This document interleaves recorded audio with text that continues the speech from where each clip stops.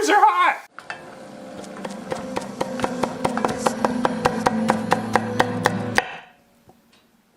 Hi, I'm Phil. Welcome to Pretty Good Cooking. Pretty good. Tonight on the show, this is an iterative episode. Iterative in the sense that we have made hot sauce before, but once again, we will be making hot sauce. Will it be different this time?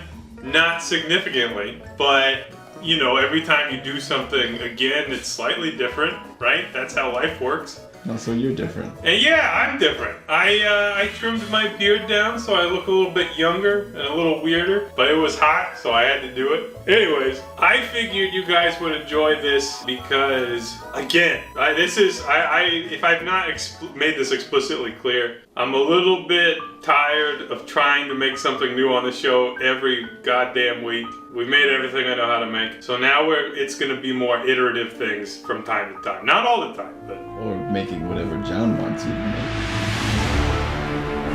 It's time to enter the John food arc. The John food arc? I don't know. We'll see.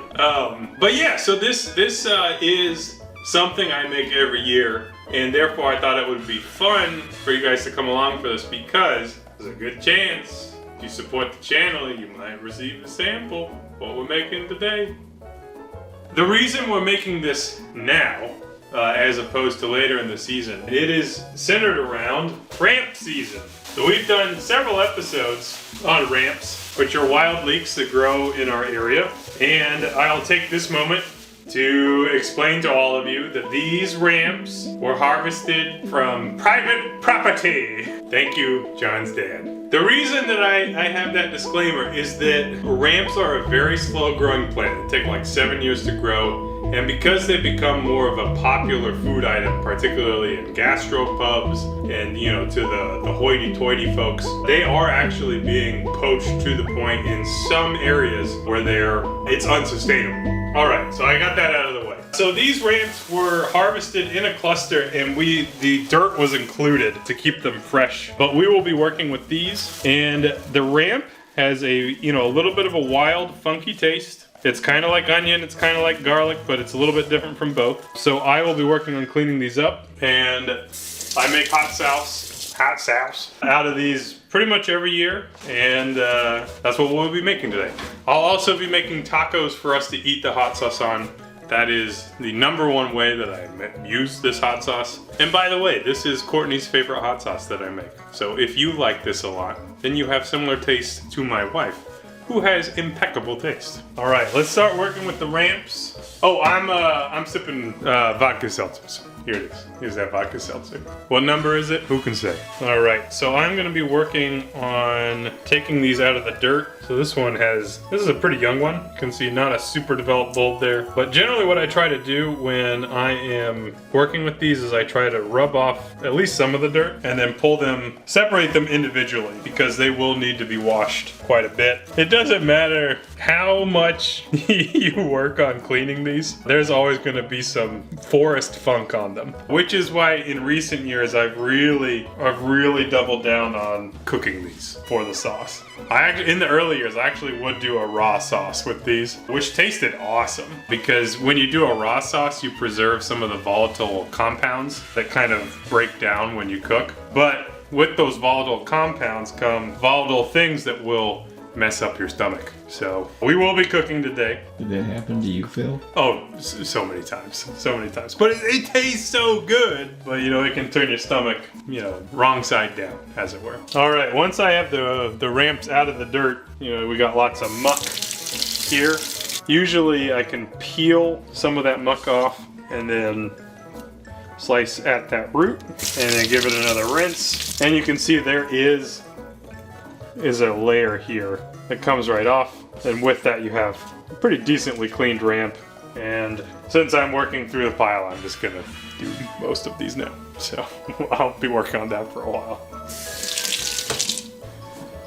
Okay, so here's my cleaned up ramps. They're looking pretty good, looking cleaner than they were before. I will do something with the greens, but I primarily use the bulbs for hot sauce. So instead of I'm gonna try something a little bit different this year. Instead of doing lots of individual chopping, I am gonna basically just blend up the core components as best I can and then just let this Ninja blender do the rest. So I'm gonna go through some of these ramps, and I personally like to pick out the ramps from the set that are real big or pretty for the purpose of making ramp vinegar, which is another thing that I make most years. I'll show you what that looks like. So my previous year's batch of ramp vinegar, and this is as simple as can be. There's champagne vinegar and some ramps. You know, the more ramps you put in, the more ramp flavor there is. But some years it gets a little funky. This year, this batch has just been totally fine. I've actually filled it back up with more vinegar. You can see that there's fairly large bulbs in here, so I like to save those for, because it looks pretty in the bottom.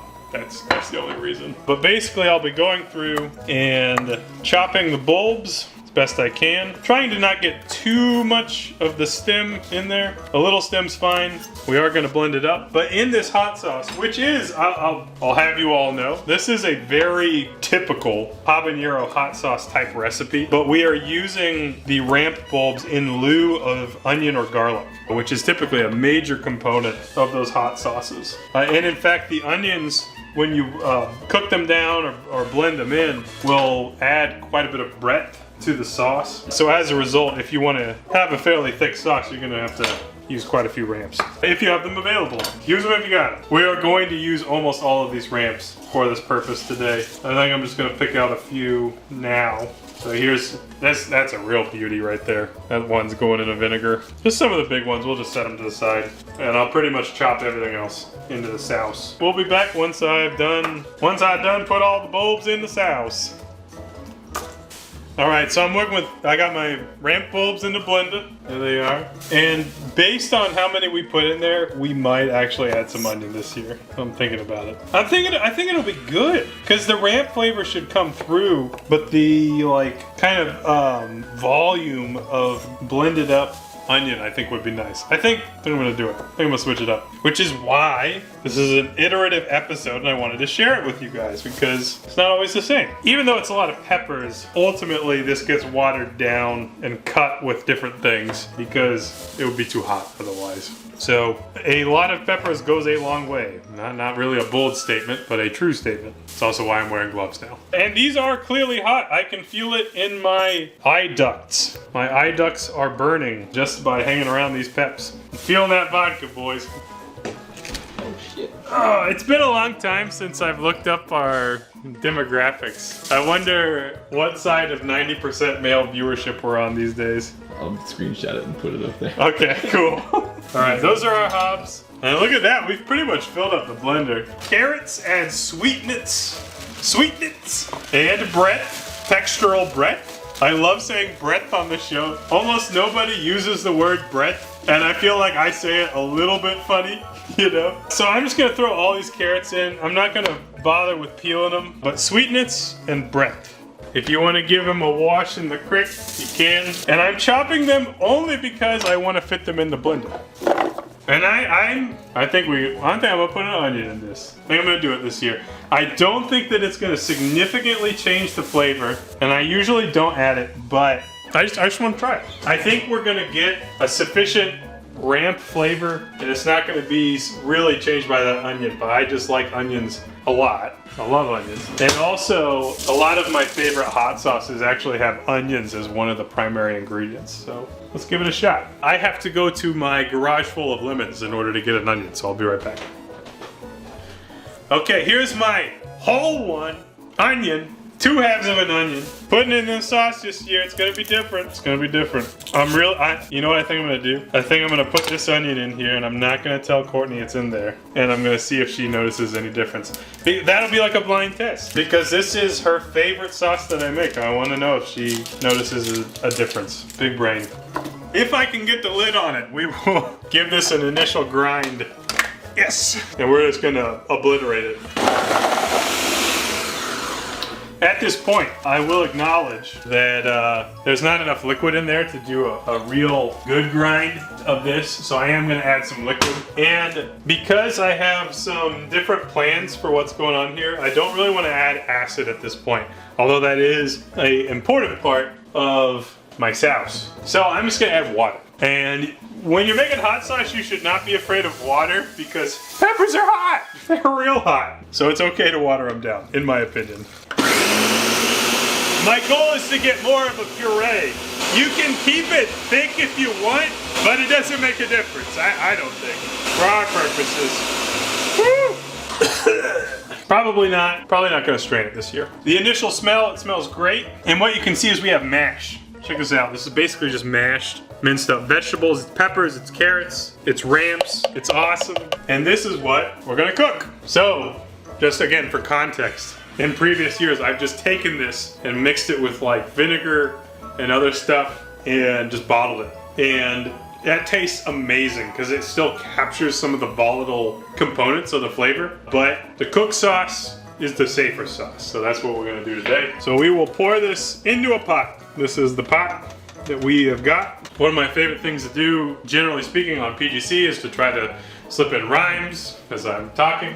I think it contributes to the nonsense. Just gonna add a little bit more water so I can get more of the solids out. So here it is, our thick mash, thick orange mash, which we will heat in this pot. And it is at this point that I will explain how I feel through a series of memes, which I think is a very millennial thing to do, but I'm gonna do it this time. Which is, we are heating hot sauce mash in a pot inside in an area that is not well ventilated. Understanding that we are probably going to hack and wheeze and cough and generally poison ourselves. So, the thought process that I was thinking through is, 1, how many times do we have to teach you this lesson, old man? That's number 1. Number 2 is, when will you learn that your actions have consequences? And that squeaky child's voice. And 3 is my own meme, not this time. So I'm gonna open up the door and try to ventilate us a little bit. Because as we cook this, I know it's gonna be funky. We'll go ahead and add some salt to the mix. We'll probably need more salt than that. And I'm really happy about adding that onion so far, because this is the thickest mash I ever did see. Thick mash. Which is cool because part of this I want to split off and ferment. So I'm gonna bring this up to a boil and simmer it. Not very long at all, but just enough to like cook it slightly and hopefully kill any deer shit on those ramps. So I've learned my lesson with that. And I'm gonna prepare something else, which is this recipe is kind of the base for orange danger sauce, which I've shared with some fans before, which is a portion of this recipe that is fermented with cider. And actually I'm going to try a different cider this year. This is Farm Floor, a dry table cider. The previous cider I used was Rangai semi-dry. This is the full dry. So I can only imagine it being drier, which in this context for some reason is better quality.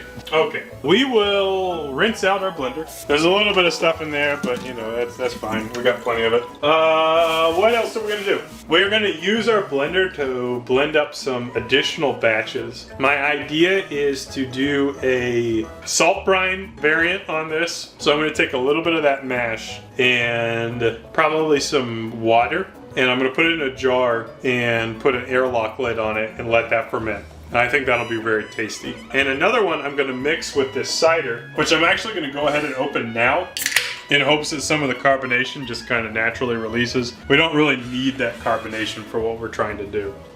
And my lungs are already irritated. Oh God.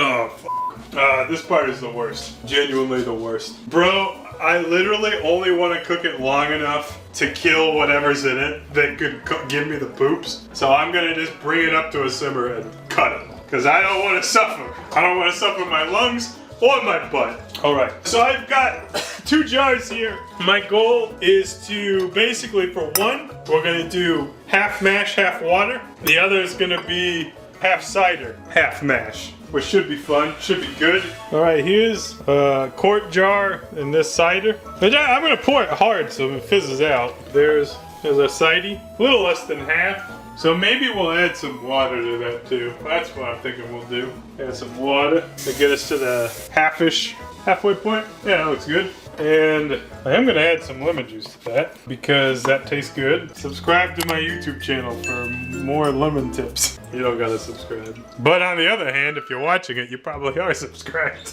And we'll do the same thing for the other jar. Add a little lemon juice. Trying to avoid the seeds because they are not pleasant to eat. And we'll go ahead and throw some more water in there. If you've got funky ass water in your tap, maybe you should use distilled water or something. I don't know, I'm not a doctor. And we'll throw in some salt. If you want to get real scientific, you know, you should measure your salt, but I'm just eyeballing it today. I am impressed at how unfucked my lungs are so far. I mean, I got a little bit of the gags, but it's not bad. It's not bad. Not bad this year. All right, so basically what I'm gonna do from here, I'm gonna fill up the mash in here, and the rest, I'm gonna throw it in the blender and we're gonna make that fresh sauce, which is like the regular ramp hot sauce that I make. We'll cut it with some water and with some vinegar, and then we'll season it to taste. You know what, I could get the lemon in there. No time like the present, right? That's because time is transitory and any particular moment is gone once it's observed. And that's why there's no time like the present. But on the flip side, there's always time like the present because it's always a present, right? Every time that you think about that moment, it is the present. And therefore, there are plenty of times where things are fairly monotonous. I don't know. Your mileage may vary. Your mileage and your marriage. This is juice of one lemon. Here I have a jar of Slim Jims, which if you have watched our show recently, I recently talked about how eating corned beef was kind of like eating a Slim Jim. And my mom sent me this many Slim Jims for Easter. What the heck? Can't remember the last time I had a Slim Jim. No, I don't want it. All right, we heated our sauce to boiling, and that's good enough for me. I mean, in reality, maybe it should go longer, but I don't care. So, very precisely, we'll take some of our pepper mash and dump it into our jars, making sure not to spill any on the lids. Big dump. Sauce, dump. And you know, you want to leave at least some room, you know, for activities. That's not even a joke, literally for fermenting activities in the sauce. And the rest of this we'll put into our blender, being careful not to splash, particularly splashing ourselves. We really don't want that. God, we don't want that. Please no. Okay, all right. If you did spill some, such as I did, you're gonna need to wipe your lids. And if you'd like, you can put pickling stones in there. That sometimes helps just to keep solids down, but because this is pretty, you know, ground up, I'm not really worried about it. So these do need to cool. God, it's so spicy. These do need to cool a bit. But essentially what I'm gonna do is create a vacuum in them, like so. And the air will, because of this vacuum, it'll release gases as it ferments. But what happens with these, if they are too carbonated or whatever, I can't get a good vacuum. It actually just sucks up through the top. So essentially I'll worry about that later is what I'm trying to say. So I will set those up for a better ferment later. All right, so we need to finish our sauce. So I'm gonna add some water, which is normally what I do. I'm just eyeballing it. And then I'm gonna add vinegar because I want this to be a finished sauce. And add some more salt. Okay. It's real spicy in here, we're dying. So we're adding apple cider vinegar for flavor, and also because we like vinegar sauces. Some people don't like vinegar sauce, and that's fine. We have other sauce, I mean, one of these ferments, there's no vinegar, you'll be fine. But typically at this point, I just try to eyeball things. Let me add some more salt yet again. And we're gonna give this a big whir. What the shit? It almost feels like it's not locked all the way. Holding the lid down, we'll give it another try. The high-speed blend will help us have a more uniform texture in the sauce. And it is at this point that we will try just the regular sauce. And it's also at this point that I will lose all my sense of taste, and it really won't matter after that, but... It's really good. It tastes like the same sauce I pretty much make every year. Heat level is excellent. Vinegar level, I could add more, but not everyone likes it that much, so I'm gonna leave it as is. Salt's good. The flavors of the sweetness from the carrot are there. The ramp comes through great. This is my ramp hot sauce that I make every year. And so at this point, at least so that we can prove to you that this is a hot sauce, we'll fill 1 bottle. And when you do this in a funnel, because there are solids, you may need to add the addition of a toothpick, or if you have a fancy metal olive toothpick, that works great as well, to ensure that everything gets into the bottle. And so we will pour it slowly. You should cough on your sauce as much as possible to give it your signature flavor. We're getting there. I'm dying. And here it is, this year's Ramp Habanero hot sauce. How does it taste?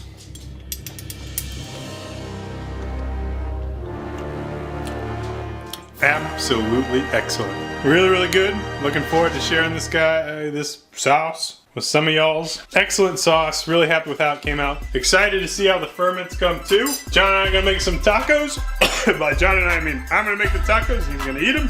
And we'll see you next time on PGC once I catch my breath, or my breath. And that's how you do it. I do it every year. We'll see you next time. Tacos!